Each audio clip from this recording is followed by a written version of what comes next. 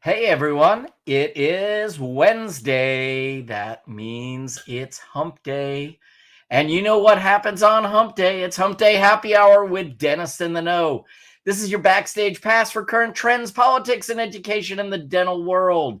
It is live, and it is over a cocktail out of my favorite drinking vessel in the entire world.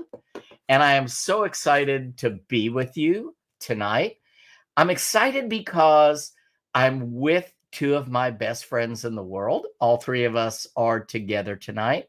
And we have an amazing guest who's going to be talking digital dentistry today.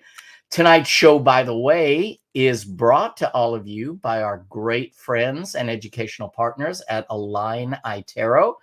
And we're just so excited for this show because we have so many things to talk about from a digital perspective. You know, I've kind of gone down this path now, and it's like every time I learn something, I learn 5 other things I need to learn. So really excited for tonight. But as you all know, I'm joined by my two friends, Dr. Chad Duplantis and Dr. Jennifer Bell. The three of us together are the Dentist in the Know, and we are all educators, we are all dentists, and we are all business owners. And together we have one job. It's to bring all of you in the know. So let's bring my good friends up. If they care to join me, maybe they want this to be a solo show tonight. I don't know. I'm bringing Chad up. I'm bringing Jennifer up. Why does he I'm do bringing that? Jennifer up.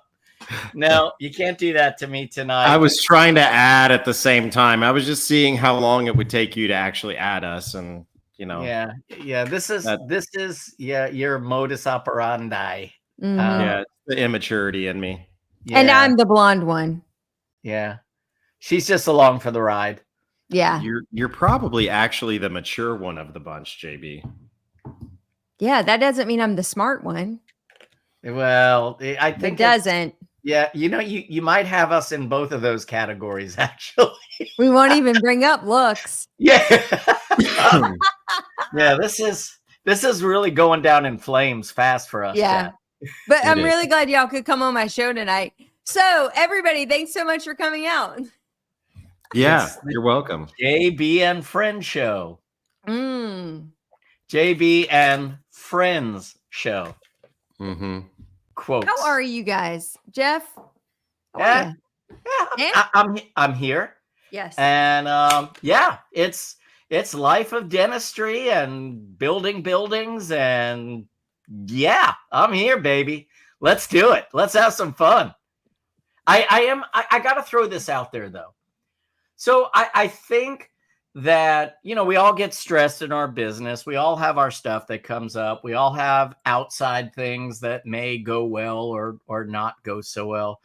I don't know about you. I am really tired of this election right now. Yes. I am A lot of really, mudslinging. yeah. I just, Do you I have don't know. TVs in your operatory or anything? Well, you don't We have do, anything but we in your don't play operatory right news. now. Yeah, we don't do news in the operatory. But no, that's now the problem. Like, it's every channel. You can Yeah. literally pick HGTV, Food Network, America's Got Talent, Granny's Homemaking Show, whatever you want to choose. And every other ad is some. So my son found Political. some nature channel for when, because he has a cat that he brings with him when he comes to our house. Is this the same one that left you a pig? No, different one. This one's Okay. more thoughtful. Okay. Yeah. So he actually leaves the kitty cat in his room, but he puts on this channel which is just like birds chirping and animals frolicking, if you will, and just nature. And I've never heard a commercial. I've never heard anything, but I go in there sometimes and I'm like, I could do this for a while. Yeah. Yeah. I could just have a glass of wine and watch this channel for a while. Yeah. Kind of like If the that with was the on cat. in my house, my dog would tear the room apart. He goes nuts every time he sees an animal on TV. So, and then he goes out the doggy door and goes to the side of the house, which is behind the TV, to look for the animal occasionally. You know, Really? like he's seeing it through the TV outside the house. You know, it's a very brilliant dog. Did you guys go to the same college? JV, I was going in the same place. I'm like, I didn't think IQ could be passed on to pets. It can.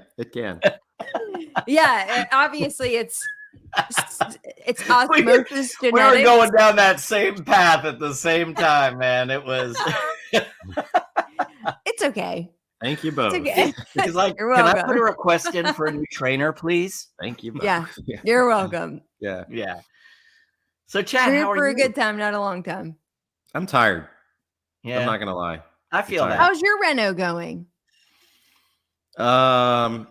It is like it's on schedule. Let's put Okay. it that way. But That's one know, positive. and it was very well thought out, but it's moving pieces. You know, all the furniture Mhm. out of the ops, and then that weekend back into the ops, and then all of the furniture out of the offices, and then back into the offices. And so we're on the final leg. We got, you know, a little bit more paint to do. But it's like every weekend there's an added stress because they work Thursday through Sunday, which has been really cool. And I mean, we've been able to work every Monday without a hiccup. But I'm going to Nashville this weekend to visit our son, and I won't be there on Sunday night to start moving stuff back. So hopefully, you know, I have some team members that'll go up on Sunday and help with that. Right.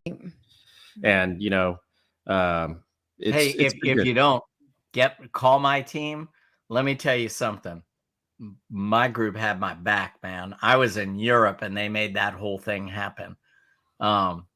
Hey, my team, if you're out there listening, and I hope you are, I love you guys. You guys did a jam up job and they were awesome. Like, I came back and I was like, I can't believe you did all this without me. Like, amazing. That's so awesome. I bet you'll get the same thing, Chad. Mm-hmm. Yeah, our whole team has been very, very, very beneficial throughout this process. They've been really, I mean, it's frustrating for all of us at times, but they've been very understanding. They know that we're doing it for the better of the practice. And it's just been, they've all jumped in and done what they needed to when they needed to. So I have to commend them as well. Love it. Well, what's going on in pool world?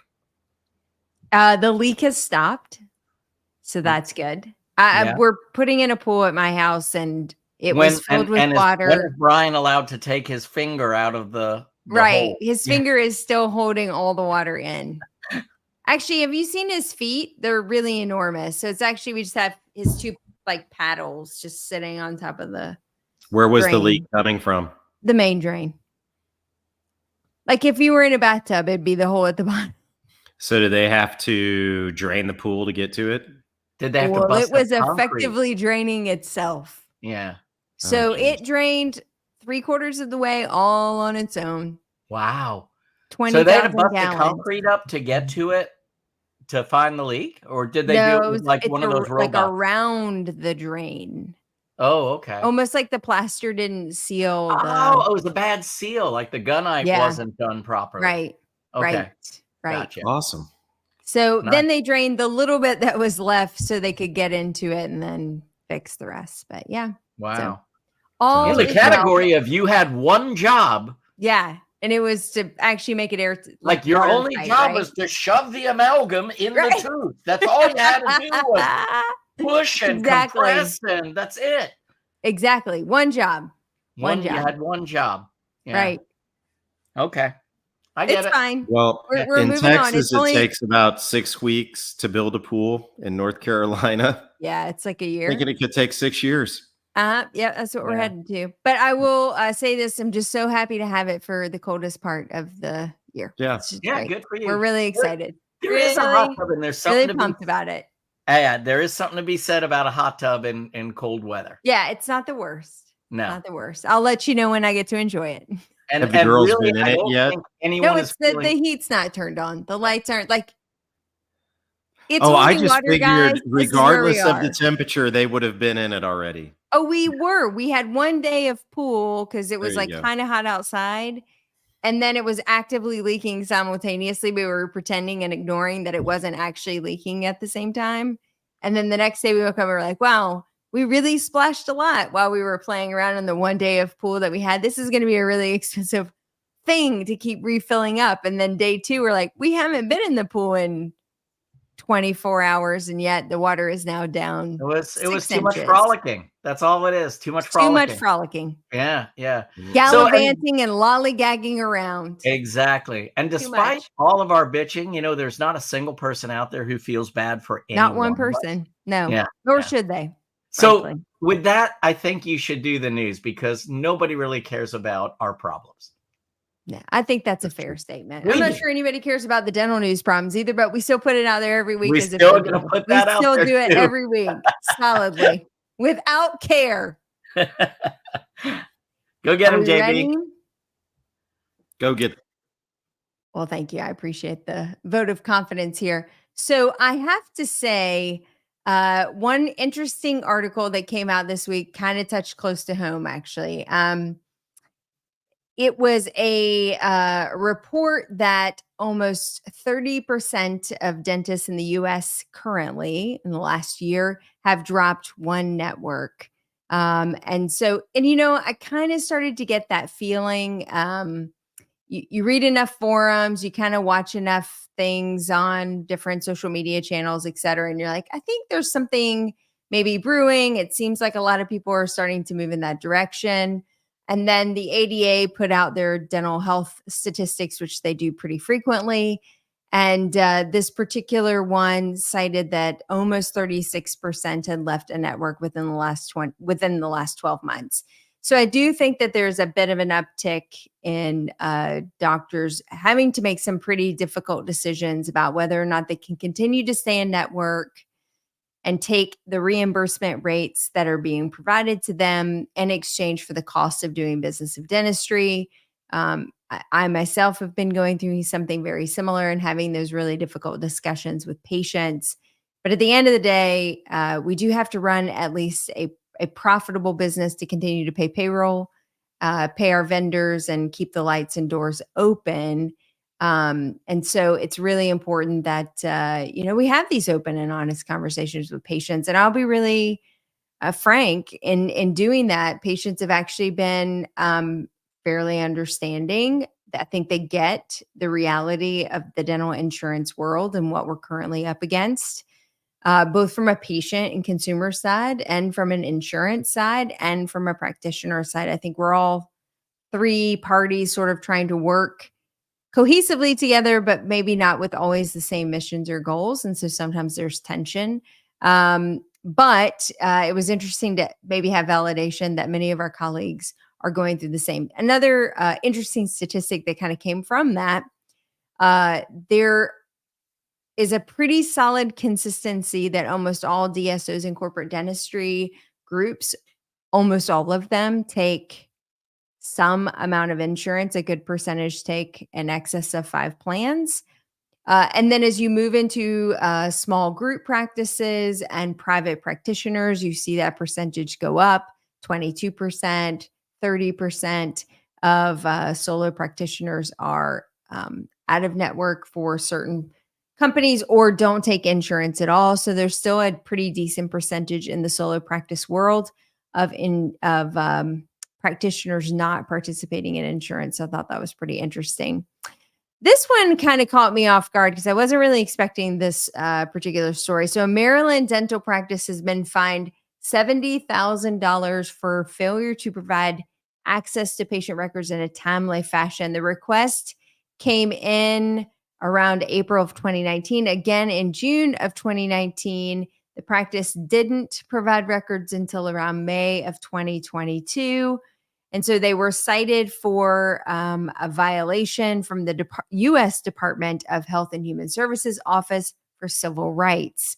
And the tune of that fine is $70,000. Now, all I kept thinking when I was reading this first was, oh, shoot, did it go to like the spam box? You have your master email account for your practice. Many things go into that master account. Did the spam filter pick it up, put it somewhere where it wasn't supposed to go? Then did it come down to one employee doing the one thing that they were asked to do and then maybe failed to do it, didn't comply, or just didn't prioritize that? as something that was important, and so ultimately didn't adhere to the request. Either way, the dentist is now being cited for that particular value. And so let that be a lesson for the rest of us that there certainly is a bit of a watchdog when it comes to these patient requests for records. If they want them, regardless of the point and regardless of the reason, we have to provide those in a timely fashion. Or you may also be getting a little visit from the U.S. Department of Health and Human Services Office for Civil Rights, which I don't think any of us would want anytime soon. And with that, that's the news. You know, you were talking about the insurance companies, and there was we were talking before about some companies with some interesting scenarios that have played out this week. But I did read that one of the large insurance companies has laid off several reviewers. And that's so, also dentists. Yeah. Right? Yeah. But it also is interesting because, you know, I wonder how much of that is truly due to profit diminishing, or how much of that is truly due to what AI is doing in the insurance review process. Do you think, hypothetically speaking, that they're replacing some of that review process with AI? Absolutely. Yeah. I Absolutely. I think that's one of the biggest reasons that dentists should get AI, is because it at least it helps you validate with the insurance company, and if they're using it, then by all means we should be using it. So you know, I've been hearing since before I got into AI, you know, for diagnostic interpretation, that insurance companies were using it. So I wonder, I think that I think there will always be the need for human reviewers, but I think there's going to be the need for much, much less as we go on. So I think this is probably the first of many insurance companies that will be making changes. Yeah. If you could offset that with AI and at least do your first round, like any PA, anybody when coming through, and you could run round one through an AI sieve, then you would really only need dental reviewers for repeat appeals or repeat requests. And so it definitely moves it up to where they would only be reviewing 0.2% of claims, or, you know, whatever, as Absolutely. opposed to I 10% think of Pat claims. hit the nail on the head with this. Yeah, there is no doubt that AI is what is moving into that space and saving them a ton of money. Yeah, and you know, well, I mean, let's table this because we have Mike Buckner with Pearl coming on in a couple Yeah. weeks, and I think that this is just a great point of conversation, you know, in that. But it's really crazy. So just thought I'd bring that up. But You're great news crazy, segment. man. You're crazy. I like you, but you're crazy. Freaking nuts, man, nuts. Guys, Yeah. you're not being Sorry. very polite. We got off on a movie tangent. Yeah. It's like we do. time. Okay, it is time. Who's going to introduce our guest?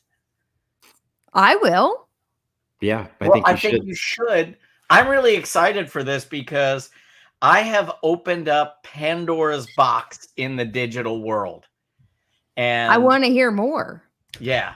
I mean, it's every time I go down one rabbit hole, I'm like, wow, I got so much more I need to learn. But it's exciting too. Right? Because even a guy my age can do it. Well, you know, we are living in a world of fools. How deep is You your just love? hate him so much right now. I'm telling you, I just want to start singing. I hate him so much. All right. JB, introduce our guest so we don't have to go through this I anymore. would love to. Yeah. So Lovedeep and I had an opportunity to hang out together in Vancouver. I can't believe it was this year because it feels like a lifetime ago, but it was just 6 months ago, oddly. And I had a chance to meet her because we have a mutual friend who supports many of the lecturers and speakers with Align.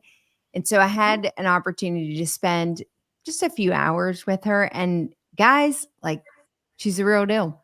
First off, she's incredibly kind and humble about what she's doing on a daily basis. She's very driven, has a very clear vision for what she wants. She's a mom and a wife, managing and balancing all of those things at the same time.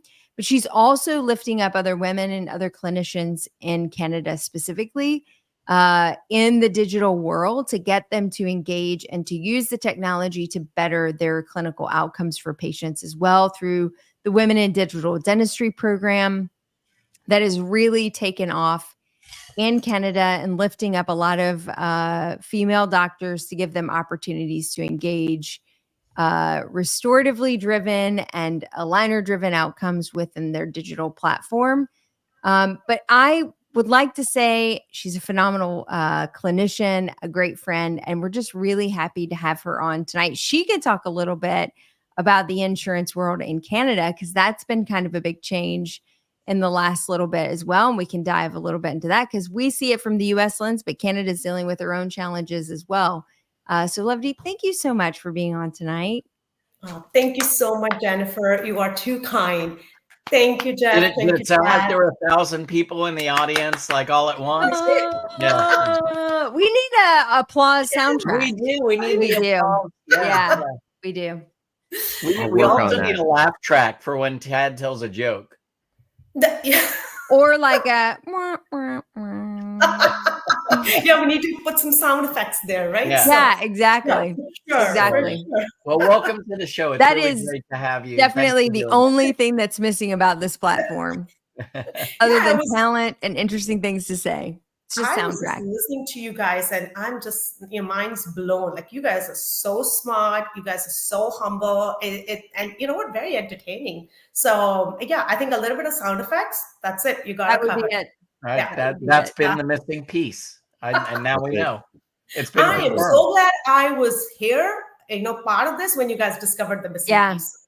That's it. I brought it full circle. For one day, I got to have I had figured out how to program the bad word, soundtrack. So then I just fake said bad words and would just keep pushing it and beep out like an entire sentence. So maybe that's why we don't have it anymore. Some people just can't be trusted. She was fake saying bad words, but she's got a mouth like a truck driver. If you knew her, you would know it. You can say an entire sentence in bad words. You might be able to. Yeah, we said something a few weeks ago, and I'll never forget. Our guest goes, "Wait a second, nobody told me we could cuss here." I'm like, "Go for it, man."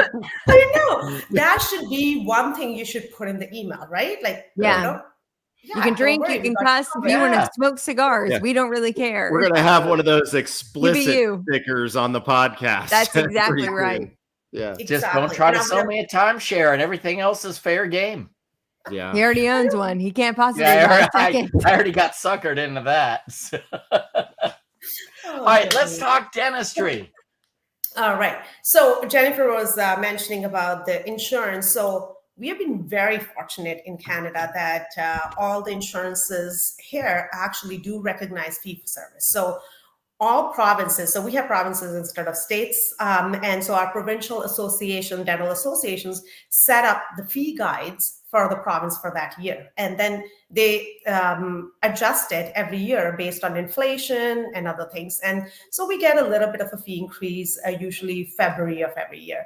And we charge copay to the patients, and we haven't had really a lot of trouble. We do have Medicare, where patients that are either on disability or low-income families, the provinces have a dental program for them, and where the fees are subsidized, and most dentists do accept it because you want to help the community as well. Sure. If someone's on disability, there is a reason, right? And you have an option of charging them the difference of the fee guide if you choose so. It's not forbidden. Recently, our government just passed a federal bill now where there is a Canadian dental plan, and that's where there's a lot of a little bit of mistrust, skepticism, because we as dentists were not consulted. Our dental associations were really not consulted as much. And so we were still kind of trying to figure out what this is going to be. Patients are calling us. We have no idea because it is a plan that the politicians built. At this point, they're saying that we can still charge copay and we can still go by a provincial fee guide. But there are rumors out there that they might at some point say we can't charge copay. And if that's the case, what would other private, insurances do? And so there is a little bit of that fear right now in dentistry. And, you all know, post-pandemic, it hasn't been easy. It hasn't been easy to run your practice. Especially as a practice owner, you want to support your staff. Everybody is suffering. And so you want to really make sure that your good staff who has been there with you for this long, you're supporting them, you're providing them with all the support, financial and otherwise. And cost of doing business has just gone up, right? So these are a little bit of tough, unsure times. So we are really, holding a breath and trying to just chug along, and we'll see what happens, down the road. I've been doing it for 20 years. So for me, it's like my practice is established, word of mouth practice. I'm a solo practitioner. I have a very small practice, 4 chairs in suburban area of Surrey, which is on the outskirts of Vancouver. To me, I'm not so anxious because I'm like, okay, I've done it for a while. I have good patience and, I'll get through this. But I'm concerned about new dentists coming out, right? Like they're coming out with huge student loans.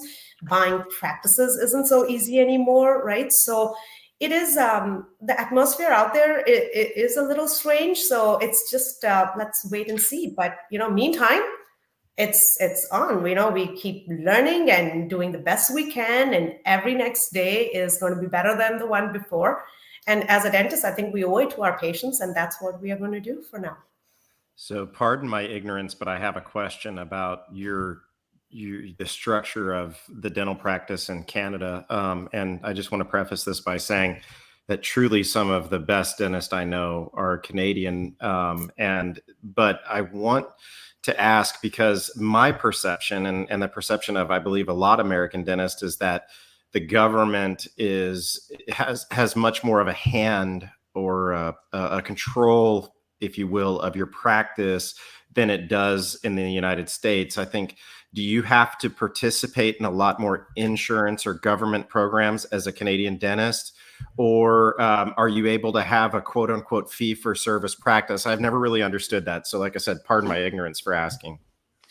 Actually, we are very free in Canada. You don't have to accept any insurance. So what we call it is non-assignment. So non-assignment is where we tell patients, we're not going to deal with your insurance. This is our fee. So the patient pays us, we give them a claim form or an invoice and the receipt, and they can go deal with their insurance. So we can do that. Now, when it comes to Medicare patients that are covered under the provincial dental plan, which is on welfare or low-income families, for those, I don't think assignment works. My office is assignment office, so I don't think non-assignment would work for these patients because, again, coming back to it, if they are on welfare and they are on certain limited income, they probably won't be able to pay the fee out of pocket first and then wait for it to be claimed, right? Okay. But government so far actually has been really out of our hair in a way. But this is the first time that we actually are shocked that the government is actually, enforcing that this is the plan. This is how much is going to be covered. For now, they're saying that the dentist can charge copay. I think our fear only is it going to be how they were with the medical services? Now, for physicians, government has been in their business for a very long time in Canada. Right. So medical doctors, private practices, there's a limit as to how many patients you're supposed to see a day, what the reimbursement is supposed to be. So there are a lot of rules there. Somehow dental practices have escaped it till this year. So yeah, not too different than here, it sounds like. Exactly, not so different than you guys. But I think now with this, and the other thing is, you guys always had to sign with network, right? We never had to sign with network. Yeah. So for us, it's patient has a plan. That's patient's policy, not ours. We have no agreement with their insurance. Yeah. patient is presenting it to us, we can call and get the breakdown or EOB through our practice software, management software, and say the patient, this is what your portion is, this is what the insurance is covering, or a communication with the insurance as to why we want to do the crown predetermination by sending x-rays, intraoral scans, or pictures and stuff. But now when this whole plan started, the government actually said that the dentist has to sign a contract with the insurance. And that's where it didn't sit well with the dentist. And so finally, negotiations, once our association started to negotiate with the government and say, listen, our dentists just don't know this. This is like so new, right? Like they have never done this. Why can't we just take it as an insurance like we do the rest of them? And so as of July 1st, the government said, okay, you don't need to sign any contract with Sun Life. Sun Life is the provider of this Canadian dental plan, and say, that's fine. You can just submit the claims electronically like you do for the other insurances. What we are seeing is, I don't know if it is AI or if it is just random, but they are flagging a lot of claims, which usually we have not experienced with other insurances all these years, unless it's a unique code that somebody has built and the insurance goes, well, can you give me an explanation? What is this and why have you done it? And provide records to show us the need for this. But now, even if you do prophy fluoride in a 12-year-old, they can say, well, why did you do it? Or can you provide, details? How do you provide details about prophy fluoride? Means, so we can just say, okay, well, poor oral hygiene. Luckily, in my office, we scan every patient. So it's kind of super nice. It's like, okay, here you go. You see the plaque and powder, calculus buildup and this and that. But I think that would be something, again, when the dentists are already apprehensive and all this is coming up, it is kind of, making us a little bit more cautious about this plan. But all in all, I think if government works with us and there is not the fear of unknown, and we can just treat it like any other insurance, because Sun Life used to be one of those regular insurances that patients had through their work for extended benefits, I don't think there should be a problem. Can we talk about the workflow? Because I think a lot of people would be interested in how you're using your intraoral scan, submitting that to insurance. Are you taking a screen capture? Are you sending an entire file? And what does that look like for your team? Everybody's getting a scan. They're coming through hygiene, getting the scan. Ideally, you're scanning dirty, but that has pros and cons too. But I can see the benefit now if I'm trying to get fluoride covered, right? Or oral hygiene instruction or whatever. I think there's a country song there, Scanning Dirty. For sure. Yeah. In jail. Yeah, in jail. I'm sorry to be back. I'm going to go Google that. I think as well. He wants first rights on that song. Yeah. Okay. So walk me through the workflow of your preventative team, hygiene team, assisting, and then admin submitting claims. How are they capturing that? What's that look like? Because I think a lot of people would be really curious. Perfect. Sure. So we are I'm a solo practice owner. We have 4 chairs, 2 hygienists, 1 Invisalign ortho chair, and 1 restorative chair. That's how I practice. I am in the office 4 days a week, and other days I have associates that work in the practice. So mainly as soon as the main goal is that every patient should be scanned at least once a year. That's the goal of the practice. And how my team sees it is that as we take bite wings every single year, as we do the pan every 2 to 3 years, it is records. Like if the team understands that it's records, it's easy to accommodate in your workforce. So every new patient gets scanned. Now, you brought up a very good point of do we scan them dirty or do we clean the teeth and scan them, right? Again, it comes to a point where if a patient comes in and you know what, like 2/3 of the tooth is covered with tartar buildup, my hygienist feels there is a huge value in scanning the patient access. For sure. Right? Let's just show them, you know what? I know you're anxious. It's judgment-free zone, right? You did not come into seeing the dentist because life happened or you have some dental anxieties, no problem. But you know what? This is what we're seeing in your mouth right now, right? It's all about patient co-discovering with us when we're doing the exam as to what's happening in their mouth, right? So I think that's very valuable. So when the team would do that, but then we would scan them after the fact as well. So we have 4 chairs, 2 scanners. Well, right now we have 3 scanners in the office, 2 5D pluses and 1 Lumina, but it's enough to go around, even though sometimes they struggle. And then I tell the rest of the team, okay, if you don't need a new scan, just pull up the old scan on mytero.com. So, there are computers right there. Let's do that and let's discuss with the patient. But yeah, so in my practice, every new patient gets scanned. Every patient gets scanned at every other recall exam. If there's a spec exam or an emergency exam, and let's just say I'm busy taking care of another patient, my assistant will quickly scan the patient because, again, it's records, right? Like the assistant will come to you and say, Dr. So-and-so, there's a patient in the chair, upper right molar, should I take a periapical and a bite wing? This is what the patient's saying. You go, okay, go ahead, take it till, before I get there. Same thing, the assistant goes, it's going to take me 90 seconds to scan. Let me quickly scan the patient as well. And A, the patient is not feeling that they're like just waiting for the dentist to come in. And B, by the time I come in, I have now all the information for me to make that diagnostics, right?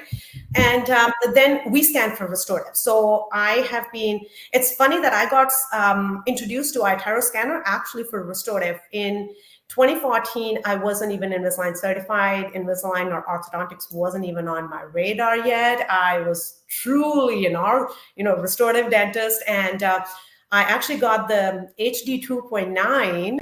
Remember that scanner? Any one of you? You had to press a foot pedal to scan the pedal and the clicking. Yeah. Yes, yeah. So it's like, it talks to you, right? But you know what the funny thing is? At that time, I thought, oh my God. And 10 years fast forward, and now we have Lumina. I'm just like, it's crazy how much the evolution has happened in technology with Align. Like they don't cease to amaze me. It's just it's amazing what they're doing every single day. But coming back to the point of the workflow, sorry, I'm getting distracted. You're good. No, I get distracted by this too with technology. Y'all, Elon Musk just caught a rocket ship with 2 mechanical arms. I guess I don't know if you all saw that. Basically, what he did. But I feel the same way as you do. Like every time we turn our head around, it's like we're doing something else in dentistry I could have never imagined, even 10 years ago. Right? Exactly. Yeah. And so I think scan is done. I come in and the case presentation starts. That's when my assistant or my hygienist will be, Dr. Randhawa, patient so-and-so, this your age, is here for this, and this is the chief concern, and these are the x-rays, and this is the scan. And so I'll start my extraoral and intraoral exam after greeting the patient, and then I set the patient up. And that's when I say, okay, now let's take a look at the 3D scan of your mouth. And I am just like, so I don't know how many of you know about the Align Oral Health Suite, but that was, I think, ever since that started to come out, like it had different names. It was called a hub at point, 360s, and it's evolved, over that limited market release period and development period. And so now, actually, today is the launch of the QR code. Sorry, I keep getting distracted. So you know how there's an iTero scan report?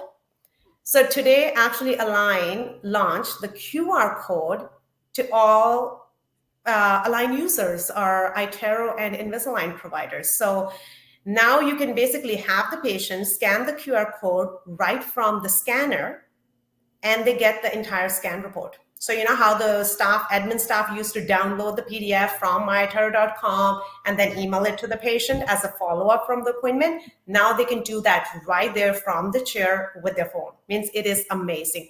So in my practice, that's what I do. I'll go over tooth health. I love NIRI. So I'll use the NIRI and I'll use the 3D intraoral camera, showing them, any overhanging crowns. Like, sometimes I see all this fun crown and bridge work coming from other countries as well, not North America, but a lot of other countries. And so explaining to the patient, this is why your gingiva is the way it is. This is over contoured crown, any leaking restorations, chipping, interproximal caries, and then we'll move on to the gum health, the correlation between gum health and occlusogram, excessive pressure here, and that's why you're seeing chipping, and that's why you're seeing the inflammation. When patients start to see this, all the tools that we're using on iTero.com, and they can really understand, yes, actually that's true. That's when they will fully understand what's happening in them. How many times do you have a patient that's like, and you go, oh, you're chipping your teeth because you're no, I'm not doing anything. I'm not grinding my teeth. But then you put that on the itera.com rather than doodling it on a notepad and explaining to them and show the clusogram. It's amazing how people, oh, yeah, that makes sense, right? So it's about patient education. And for me, I think it's diagnostics as well, because a lot of time, if there's everything looks good, but this patient is complaining about one tooth, and you look at the clusogram and you go, oh, I see, like, there is an issue on this tooth. So for me, I feel it makes me a better dentist. It makes me see things that I might have missed during my intraoral exam. So let me jump in real quick here, because we're going to have a lot of listeners who may not be familiar with the iTero platform. And I'd love for them to understand more about it. So you referred to NIRI, near infrared imaging. Can you maybe just explain a little bit more of that add-on to the iTero? Because really, that's a big piece of what the iTero scanner offers.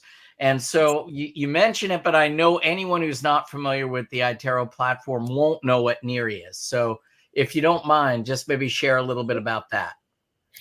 Sure. So NIRI is near-red, infrared imaging. It is non-ionization, so there's no X-ray there. And so what it does is it helps you diagnose any interproximal carious lesion that is above the gingiva.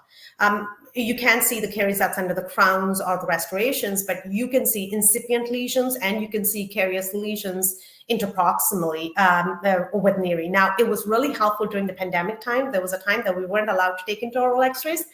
And that was really the time that I started to use NIRI. And I'm just like, it's still in your mind, you're still like, no, Bitewing's the gold standard. And oh my God, Jeff, the amount of teeth that when I opened them up and I saw the extension of the caries and I compared it to the NIRI image, it was identical, buccolingually identical, mesiodistally identical. And it was just like, oh my God, like you could just plan exactly where to take the burr and how to open that tooth. And I actually took pictures because that was when I was first really starting to use NIRI. So you can't even do that with a 2D image, right?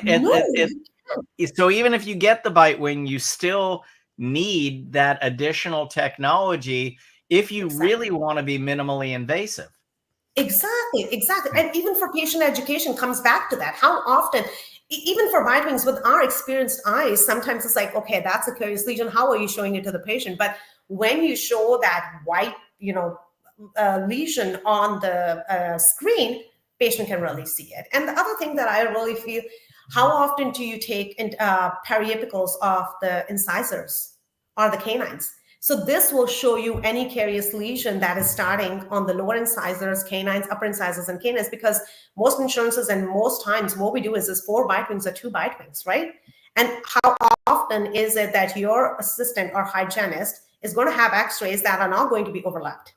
Right. And how often they're going to catch the distal of the second molar and the mesial of the first premolar, right? So with even our best efforts, you don't want to come to the room and tell your assistant to retake the Bitewing and expose your patients to another round of x-rays. So NIRI is integral in my practice. Like my 5D pluses are going, like NIRI is continuously something that we're using. Even during my restorative, like when I'm doing a crown prep, I'm using NIRI. I'm checking, how healthy is the tooth structure on this crown prep now, right? Other thing that you can see is craze lines, enamel craze lines, chipping. It is so easy to see with NIRI, and I really use it even for insurance communication. So I think that is really a practice builder. I have seen so much more interproximal caries that I would have missed otherwise, and it's eye opener. So that is actually an integral part of my practice. I have a image that I'm going to show in just a second, just so people can see kind of what NIRI does. I also have an image of the Align Oral Health Suite if you want to talk about that a little bit too. But I would agree with everything that you've said. I am a huge NIRI fan. I'm going to go ahead and say this, and I hope the people at Align hear it, that I hope that it is coming on Lumina, because it's something that we can't live without in our practice. And there's a lot of people that say it's not beneficial, but one of the biggest places it's beneficial for me is that those people that are just averse to radiation, Yes. You know, Same. and that's really, really tough. They have an aversion to radiation, and this is no radiation. And so this is just a NIRI image. This is actually the very first patient that I ever scanned utilizing NIRI technology. This was in 2018, maybe, or whenever it came out, 2020, maybe, let's say. 2020, yeah. Whenever NIRI came out, this was my first NIRI patient. You can see how big of a, you know, eye opener it is to not only us, but to the patient as well. And some of this stuff doesn't show up on radiographs. No, it doesn't. And that's just the thing, right? Because when initially I started using it, I'm going back and forth. But as I said, the pandemic kind of forced my hand into using NIRI more, right? And that after that, we're like, oh my God, look at how much we can use it. Pregnant women, patients that are going through radiation therapy, or cancer survivors, like they don't want every single bite wing matters to them. And how about the little kids' mouths, like 4 or 5 year olds? How easy is it to take the bite wings? And we take extraoral bite wings, but let's be honest. Even the best machines that we have, imaging systems, they don't give us the clarity from extraoral bite wings. And so NIRI in those applications is amazing. And as you just said, Chad, with Lumina being a smaller wand, it's going to be a game changer to diagnose interproximal lesions in these little kids as well. And it's coming. Means obviously restorative is coming. I use Lumina only for restorative right now, and it's as soon as we get the approval, I know it's going to be out there for everybody to use. But it is really an integral part, and that's why so many times, you know, we talk about scanners and we say they are digital impression machines, right? But in my practice, iTero is not just an impression machine. It's like, for me, it's like my little mini-me, like my little partner. It's going to be from diagnostics to patient education to case presentation to case, you know, planning and execution, and then maintenance. You know, so it's really, really, there's so much more to iTero and ADP than really, you know, people might think. I would love to hear, because, you know, I present on this quite often. I have two questions, but the first one is, I would love to hear how you explain to doctors, because the doctors that are listening and the team members that are listening are like, okay, this is more time that we don't have to scan these patients. And, you know, there's always pushback. And so I'd love to hear how you explain to doctors how to make this work to incorporate wellness scanning, and then I'll share what we do in our practice, you know. Perfect.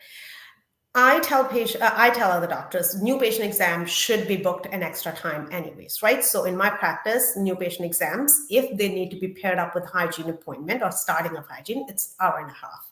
And so again, coming back to that, where if once you've looked inside the patient's mouth and done the extraoral exam, typically, how do you explain to the patient? You're going to still spend that time either going over the x-rays or doodling something on your tray liner or a notebook or something and explaining to the patient what you see inside the mouth. I feel all that time that you're going to spend with the patient is not going to be as valuable or productive as it's going to be going through that scan. Right? So the doctor spends the same amount of time, or maybe actually less time with the scan as they would without the scan.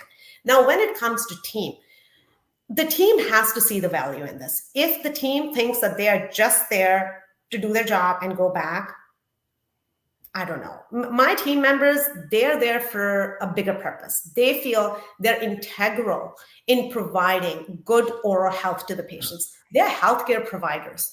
It is admin team, it is the clinical staff, which is assistants as well as hygienists. That's why my whole team believes in it, that, you know, we are truly digital.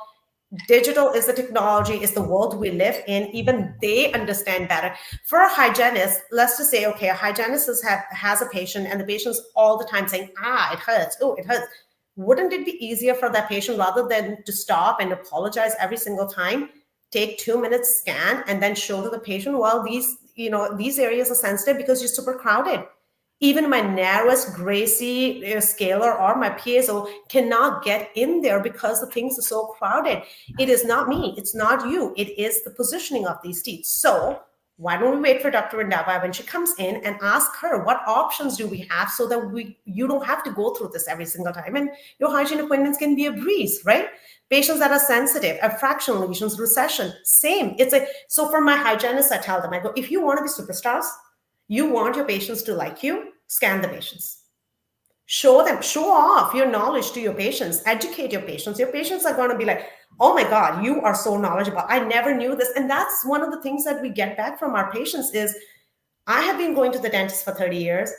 I never knew so much about my oral health as I have found out in one appointment with you guys. So I think you just hit on something so big right there, which is that we have completely missed a lot of the advantages of doing orthodontics. Orthodontics is not about just straightening teeth and making teeth pretty. It's about creating a healthier situation. It's about creating a healthier mouth, something that's more cleansable now for the patient. So just what you said right there is probably a brilliant segue to then run like the Invisalign outcome simulator and say, listen, what do you think it would be easier to clean these teeth? Do you think bacteria are more likely to get caught up in this situation or in this situation? And oh, by the way, I think you're going to like the way this looks too. And to be able to do that in real time, talk about how that has maybe brought a new revenue stream into your practice, because I know you do a lot of Invisalign. Yes.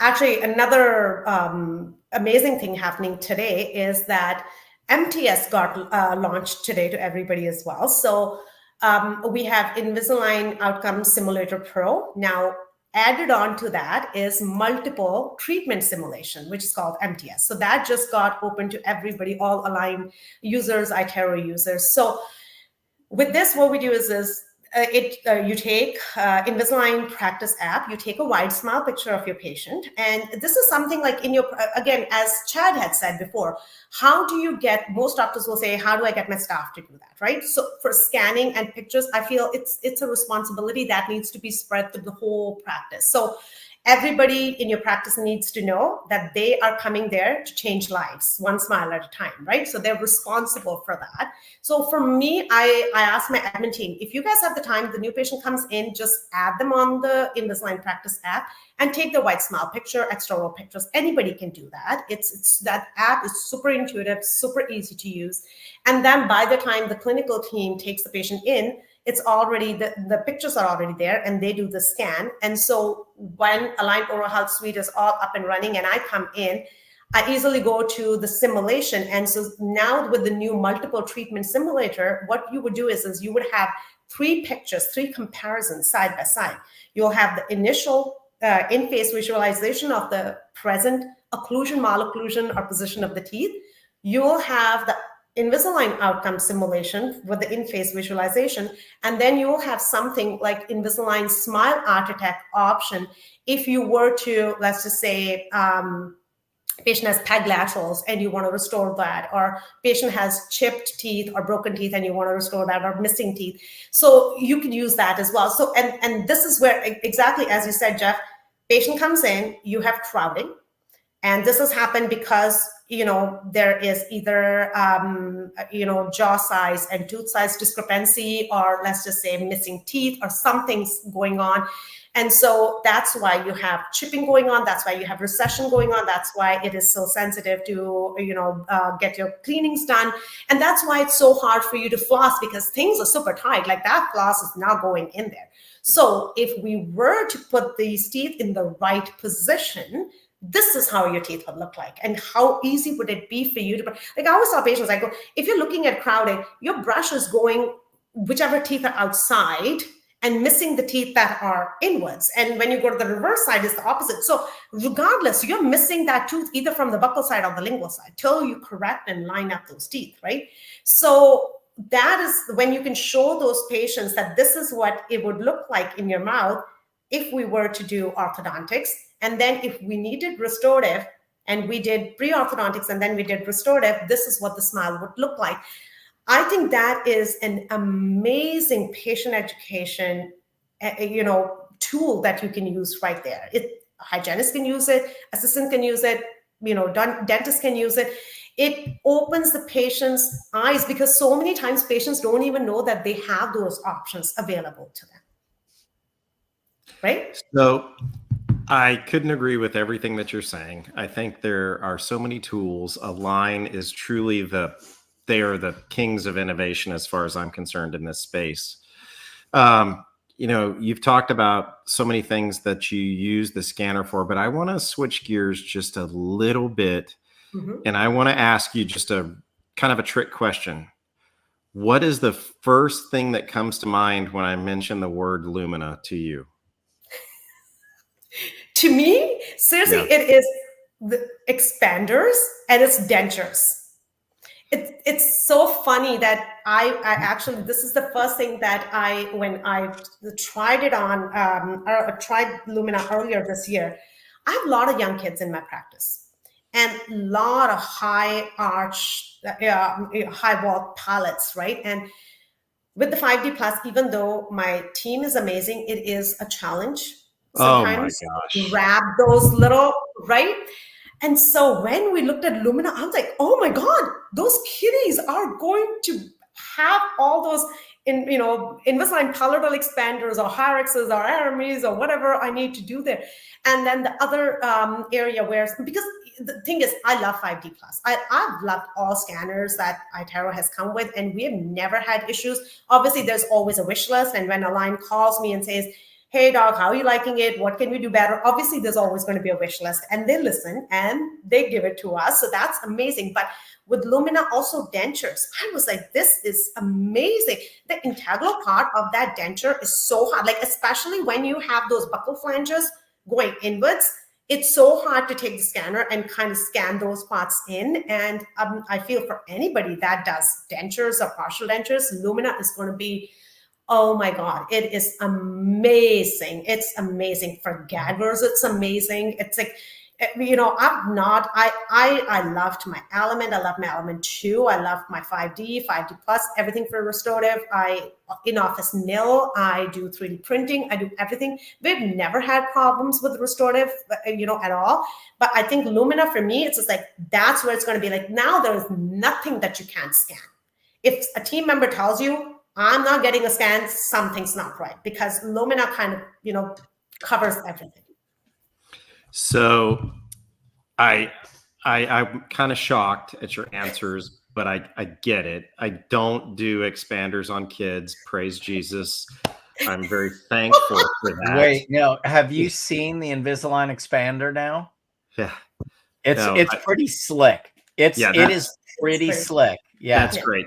Not going to happen in my practice. Has nothing to do with Invisalign or anything, but it's not going to happen in my practice. However, I think that you said dentures, yes. But the real thing that people need to understand is capture speed, yes, image quality. And, the thing is like we toggle back and forth because we have Illumina and we have 5D Plus. Oh. And you go back to the 5D Plus and you're like, oh my God. I mean, even if you have 2 implant scan bodies on 29 and 31 in an edentulous space, you want to pull your freaking hair out trying to get from 29 to 31 sometimes. Whereas with the Lumina, it's got a larger, deeper, more accurate and, field of view, if you will. Yeah. I mean, I'm not going to say that it's larger because I don't know that for a fact. I do know that it's deeper, but as far as larger is concerned, it's going to grab stuff just because of the capture mechanism. And when you're talking about dentures, you can't fathom that until you've actually used it. But the image quality, I mean, the raw image as you're capturing it, especially for those of us that might be doing some restorative in the LMR, the image quality is different when you're capturing it. But once it stitches everything together, oh my gosh, it is the most accurate color that I've ever seen. I think it's just lights out.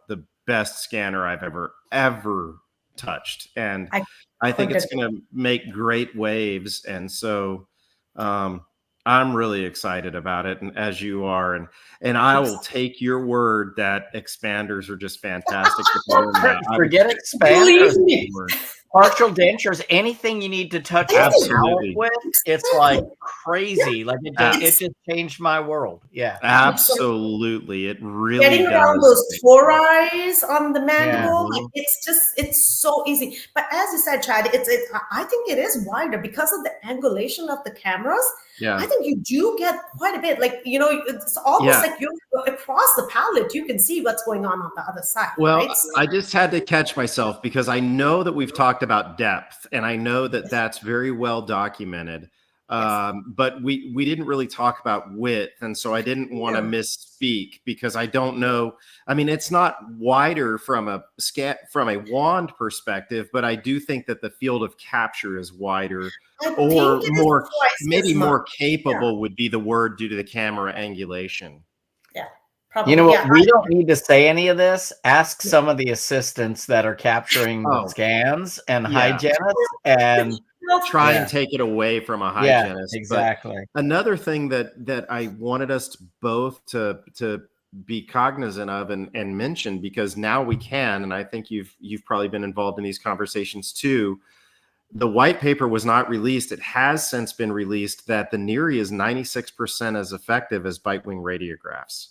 Yeah. Which is a huge acknowledgement. And, Align knew that for a long time, but they had to validate it. And I was really glad when we could actually use those statistics, because it's very powerful when you look at that white paper and read what NIRI does. So I just wanted to make mention of that before we go. So, right.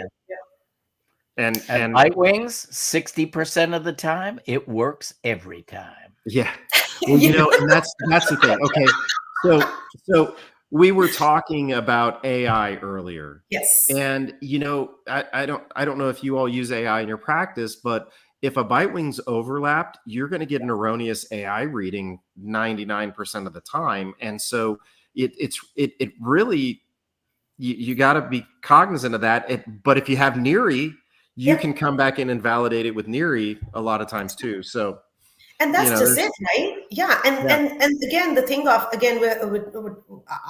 can go all night about iTero, but the thing is, it's even if your iTero scanners are busy, you can always pull that up on, I take screenshots every time I'm going through this. I'm taking screenshots wherever I'm seeing something, and you can always pull it up when you're doing restorations on itero.com and pull up those images and, exactly check again that what I'm seeing on the bite wing, what I'm seeing in the patient's mouth, and reconfirm what NIRI has shown you, right? So there is just so much opportunity there.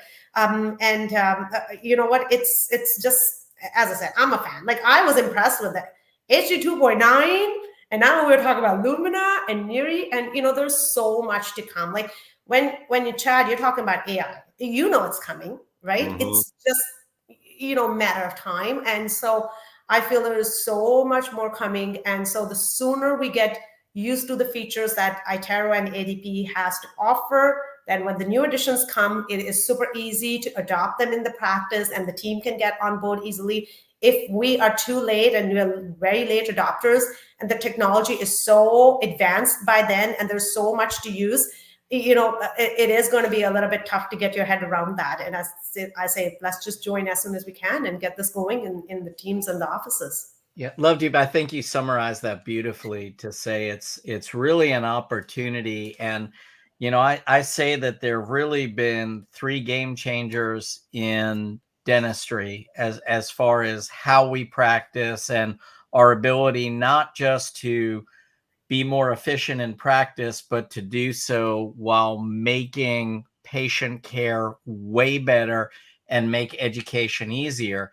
And one of those goes back to cone beam CT, being able to have that kind of technology for diagnosis.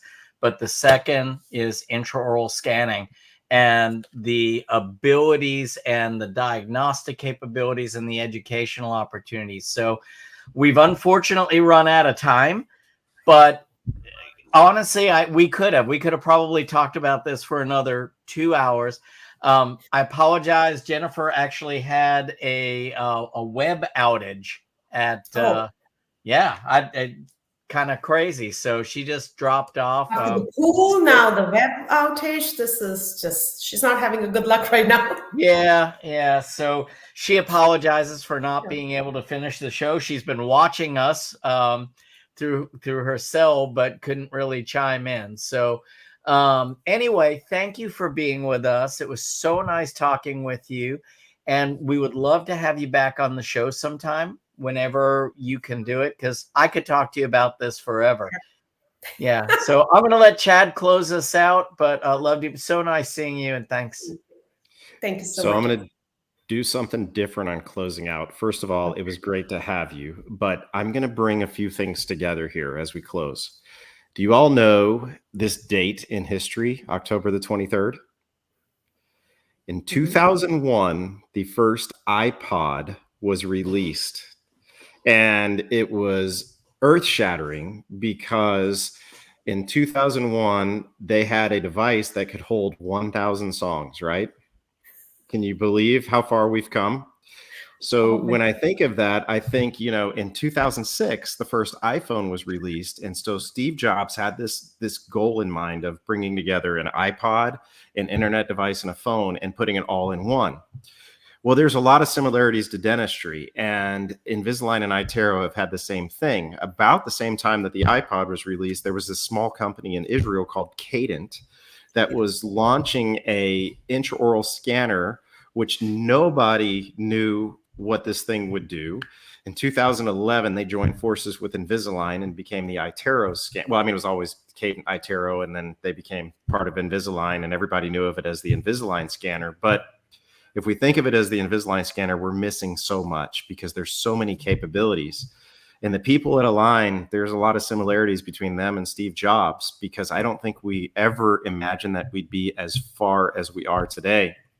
I always say that technology is disjointed, but as time goes on, it's becoming more and more jointed.